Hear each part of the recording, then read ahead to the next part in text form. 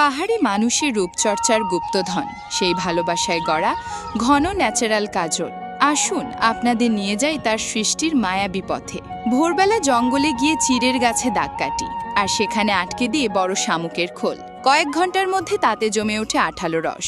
আমরা তা যত্ন করে একটি পাত্রে ভরে আনি বাড়িতে। এরপর বড় পাত্রে তিলের তেল, সেই চিড়ের রস আর একটু দেশি ঘি মিশিয়ে নিই।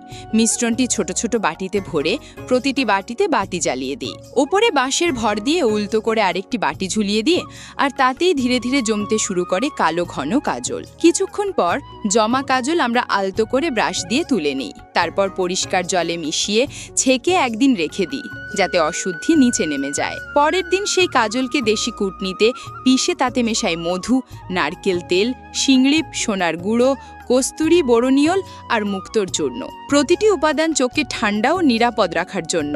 এগুলো ভালোভাবে মাখিয়ে মাখিয়ে একসাথে মিশিয়ে দিই। এরপর হাতে সরিষার তেল মেখে ভারী জিনিস দিয়ে জোরে জোরে পেটাই, যাতে সব উপাদান মিলেমিশে নরম ও মসৃণ হয়। দিনভর যত্নের পর তৈরি হয় আমাদের পাহাড়ি ঘন ন্যাচারাল কাজল।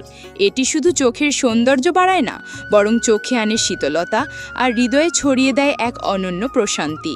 এই প্রাকৃতিক কাজলের যাত্রা যদি আপনাদের ভালো লাগে, তবে লাইক, সাবস্ক্রাইব আর কমেন্টে ভালোবাসা জানাতে ভুলবেন না। পাহাড়ি পরিবারের অংশ হন আপনিও।